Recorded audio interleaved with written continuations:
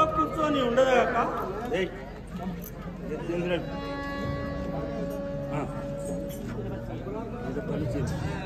ఇంద్రపల్లి scene ఈ యొక్క మాండవ్యమానానికి 100 రూపాయలు ఒక పూలమాల సమర్పించినాడు. దావుడు పద్మమ్మ 500 రూపాయలు మాండవ్యమానానికి సమర్పించినారు. వారిని అనసూయదేవి కాపాడువారు. ఈ మునేశ్వరుడు తప్పట్లో పోతుంటే ఆ కురూపి ఆ లక్ష్మీ పార్వతి మాటలని ఇప్పుడు ఏ విధంగా ఈ మునేశ్వరుడిని పడతాడో, ఏ విధంగా శాపం మొదలుతో చూడండి.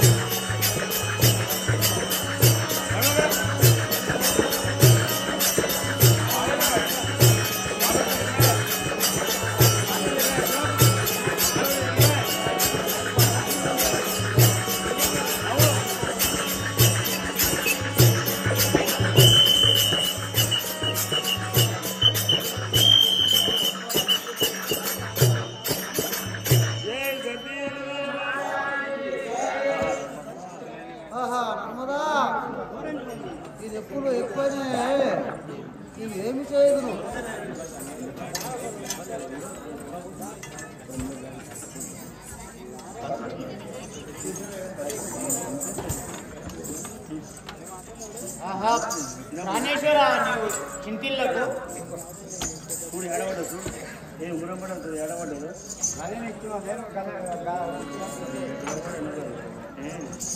ఎడబడదు నేను ఇప్పుడే నీ సేవ చేస్తాను. నువ్వు మాత్రం ఎక్కడికి వెళ్ళగలవు.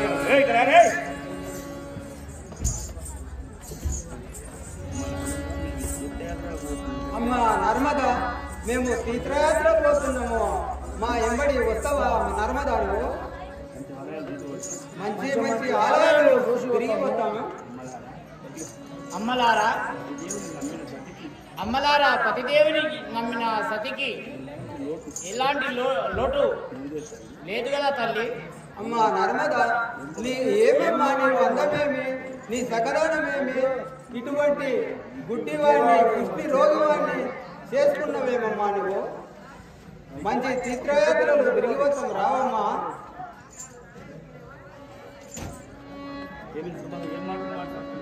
ఏమి నర్మదా, ఏమి మాట్లాడుతున్నారు? నేను ఇక వెళ్ళిపోతాను, పక్కకు జరుగు.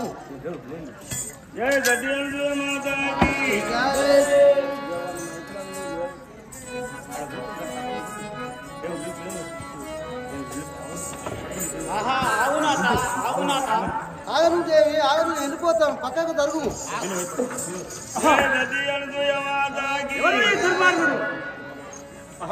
తపస్సులో కూర్చొని ఉండగా నా తపస్సు ఆచరించుతూ నాపై మీనబడి నా తపస్సు భంగము గావించను. రేపు దుర్గలో ఈ దుర్మార్గుని శిరస్సు ఏంటి బద్దలై పోవుగాక.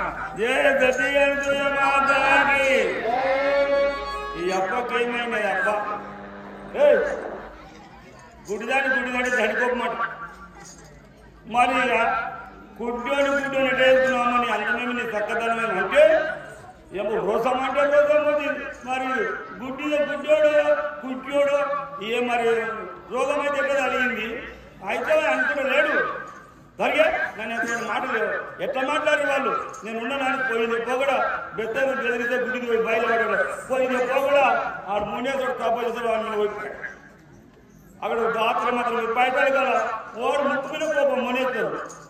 ఓడి దుర్మారు నా తప్పదు భంగం చేసి రేపు పొద్దుబడి పెరగలని నెత్తి వాళ్ళు చచ్చిపోదు బాగా శాపం పెట్టి ఇక దీనికి ఆచారం వల్ల మోనాన్ని దగ్గర పోయి ఉన్నదంతా ఊడుకొని పోయి ఉండి బంగారం అంతా దానికి ఇచ్చి సర్వనాశనం చేసుకొని కృష్ణరాజు రోగం సంభవించుకొని వచ్చిండు.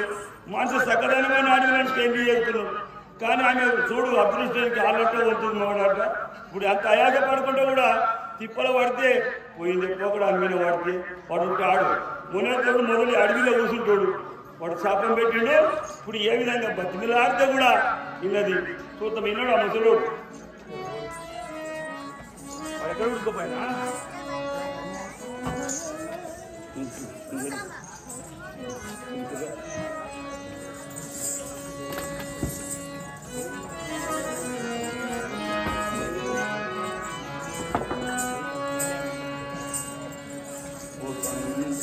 ఓ స్వామి మునేంద్ర, ఓ స్వామి మునేంద్ర, నిరాపయాగు నా భర్తకు ఇంత కఠినమైన శాపమా? అంధాకారంలో నేనే తాకాను, నిరాపరాధిగా శాపము మరలించు స్వామి. జయ గతి